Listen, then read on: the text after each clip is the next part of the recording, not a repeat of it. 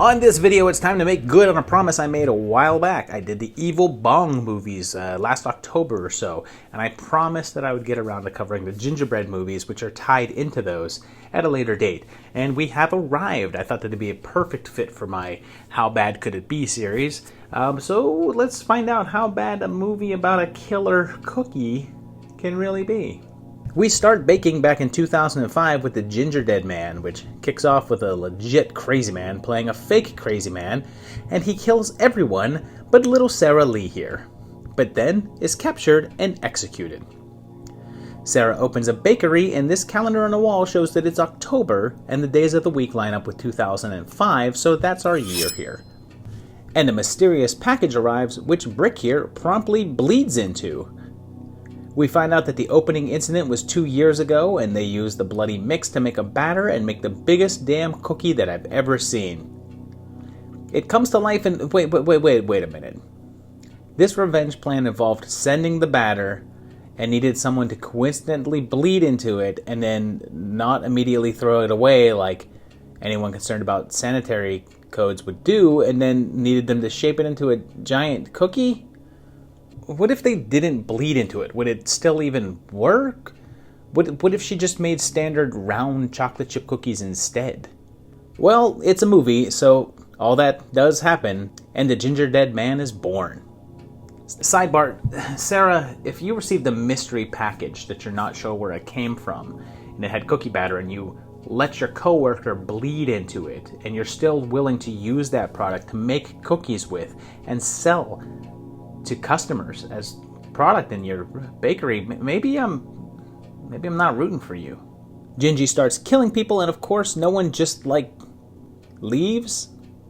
They stay inside the bakery with the cookie, and then he has this gun which appears to be a revolver, so I don't know, between 6 to 10 bullets? I don't know guns. Let's count how many times he fires.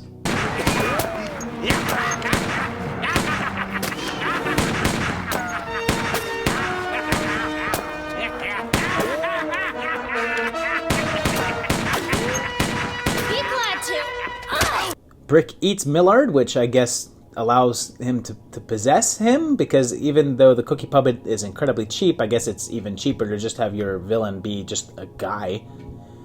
They shove him into an oven. Oh yeah, did I mention that they have a giant human-sized oven? Did I? We cut to some time later, and we find out that there's more cookies made from the evil batter. 3 years later, in 2008, they gave us Gingerdead Man 2 Passion of the Crust, which I guess was also called Bakery of Blood, and kicks off with this completely original song that's totally not bad reputation. Run, run, run as fast as you can. Your number's up, meet your hatchet man. I kick, I claw, I'll bust your jaw. I'm meaner than a mother-in-law. So run, run, run as fast as you can. So run, just run. We're on a low-budget movie set, I guess a parody of a full moon movie, in a full moon movie that might as well be a parody itself. And Michelle Bauer pops up with a box from Texas, including a new Gingerdead Man cookie, although his voice sounds different because I guess they couldn't afford Gary Busey anymore. Think about that sentence for a minute. So, seeing as how she probably wouldn't have had those cookies sitting around for so long, were most likely set shortly after the last one, so I guess we're still in 05 here. Although, wait, David Ducato shows up reading a newspaper clearly dated October 2007, so it looks like 2 years have passed, so I guess Miller's just been sitting around a while, or else this is a brand new batch cooked up by his witch mother. Ginge needs 6 people to kill in order to transfer his soul out of the cookie, and this Fango cover is also from late 2007, so that newspaper is not a misprint. Ginger has sex with one of the movie puppet props because for some reason he thinks it's a real thing, and then uses a robot movie prop and rewires it to fire real laser blasts, and everyone is derailed by an online movie critic who kidnaps the studio head and his love interest. That guy gets killed by Millard, but the spell accidentally brings the movie puppets to life instead, and they kill Ginger by crucifying him. The puppets are all destroyed, although it looks like Miller lives on.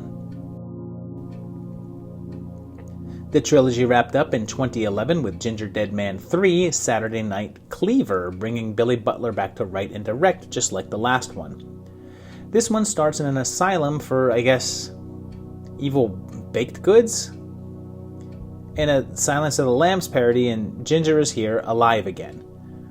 They cover the end of the last one by saying he possessed Clarissa Here's homeless brother and drove him to kill himself, and he looks burnt, so I guess we're set after the last one. So since that was late 07, we're maybe into 08 now?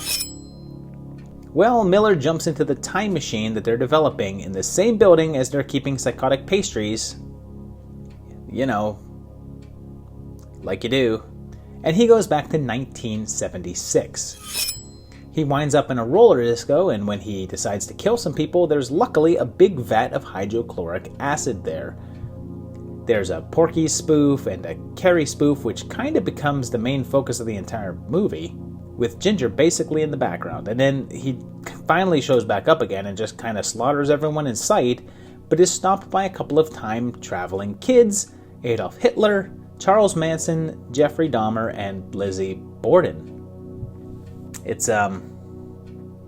complicated. They smash him up and put him in a cookie jar, and then bring everyone back to life and save the roller disco.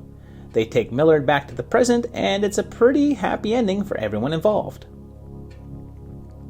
The Gingerdead Man's adventures don't stop there. They actually continue on into the Evil Bong series, starting with Evil Bong vs. Gingerdead Man, which you can see the full details of in my Evil Bong video. It's in the Horror Timelines playlist. Go check it out if you want to follow the adventures of the Killer Cookie. So there you have it. It's 3 movies. Continuity-wise, match up fairly well. How are they? How bad can they be? Honestly, not that bad. The first one's pretty bad. The first one, I feel like, maybe tried to take itself somewhat seriously. Obviously, they knew it was a stupid concept and they rolled with it. But the second and third one actually just delved full on into spoof and parody territory, and in my opinion were actually fairly enjoyable. I really liked them, particularly the second one. I thought the second one had a nice sense of humor. Full Moon was not afraid to make fun of itself in that one, and that was the most watchable of the group, and I actually had fun watching it, so there you go. Third one's kind of more of the same, also somewhat enjoyable. It loses a little bit of that flavor that the second one had, but all in all, these ones are not terrible. I mean, if you want to watch some silly, crappy movies, they're worth a shot. They're a dumb kind of funny. If you liked them or saw them, let me know down below. If you hate them and think I'm silly for thinking that they're not that bad, also let me know down below. Let me know some other really terrible franchises you want me to check out. I've actually got quite a few planned out. I'm watching some pretty terrible stuff for you guys. And some of it's pretty entertaining, and some of it's pretty awful. It makes me want to just blow my brains out. But oh well, there you go. Well, we're in quarantine, so like, share, subscribe, do all that good stuff. Check out the patrons over here. These guys help support the channel. You can too by going to patreon.com/movietimelines and helping the channel out. And in the meantime, I will see you guys very shortly for another great video. Thanks, guys. Bye-bye.